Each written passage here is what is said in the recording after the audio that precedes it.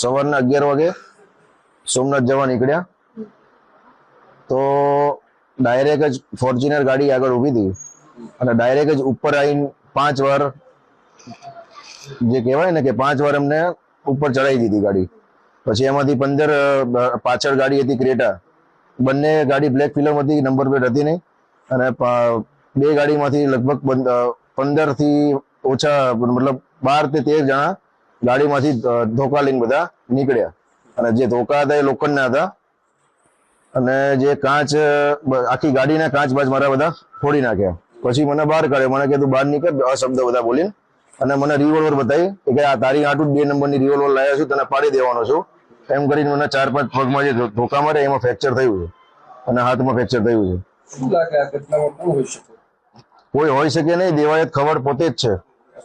બધા જે 12 થી 15 જણા હતા, 12 થી 15 જણા બધાએ મોઢું બાંધેલા હતા. પછી છેલ્લે જેનું દેવાયતનું મોઢું ખુલી ગયું એટલે મને ખબર પડી કે દેવાયત છે. તો મેં 5 વાર કીધું દેવાયતભાઈ રહેવા દે, પણ એ કોઈ માન્યો નહીં. એટલે પગ મારી માર્યું અને આ રિવોલ્વર તારા આટલું લાવ્યો છું 2 નંબરની, વડાકો કરીને તને માન નાખવાનું થાય છે, તું જો કેસ બેસ કરતો મારી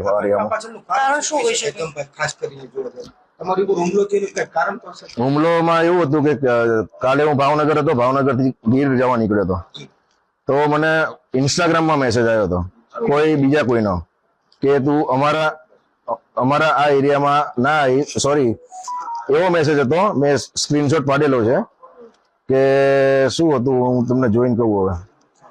હવે એમને ટૂંકમાં અમારા ગામમાં જે મારા દાદાનો જે પ્રોગ્રામ રાખેલો હતો એમાં એ નતા આવેલ તો અમે એને એ વખતે 8 લાખ રૂપિયા આપીને બોલાયેલા હતા. એ તો મીડિયામાં બધાને ખબર જ છે. 8 લાખ રૂપિયા અમે આપીને બોલાયા હતા તો પછી છતાં એ આયા નહીં અને પછી જે બધું ઘટના થયું એ કર્યું બીજા બધાએ અને બધું કર્યું અમારી ઉપર કે તે કર્યું છે એમ. એ રીતના એને એમ કે તે મારી ગાડી પાણીમાં નાખી દીધી, આપણે એવું કશું કરેલું જ નતું. હા, તો આપેલા તમને કાલ રેકી કેવું કઈ કર્યું હશે? આ રેકી કાલે જ તમારા પર હુમલો થયો? રેકી કરેલી. અમે જ્યાં મારા ભાઈબંધનો રિસોર્ટ છે હું ત્યાં રોકાણો હતો, એમને કીધું કે ભાઈ તમારા ઓલા જે દેવાયતભાઈ આયા છે એમ કે ગોતે છે. એટલે મેં બહુ ધ્યાનમાં લીધું નહીં, મેં કીધું આયા હશે તો એને કઈ કામ હશે એમ. આવી તો ખબર જ નથી કે પાછળથી આ રીતના એમ મારી પર વાર કરશે એમ.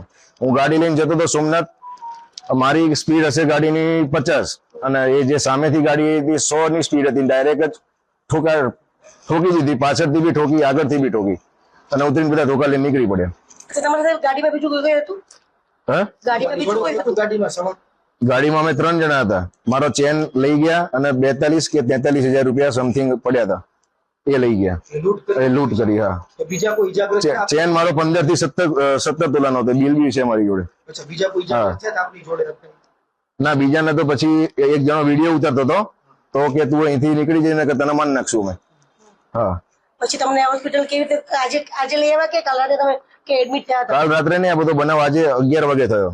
પછી અમે ગીર ગયા, ત્યાં આગળ કોઈ દવાખાનું હતું નહીં એટલે પછી અમે અહીંયા દાખલ થયા. ફરિયાદ કરી છે?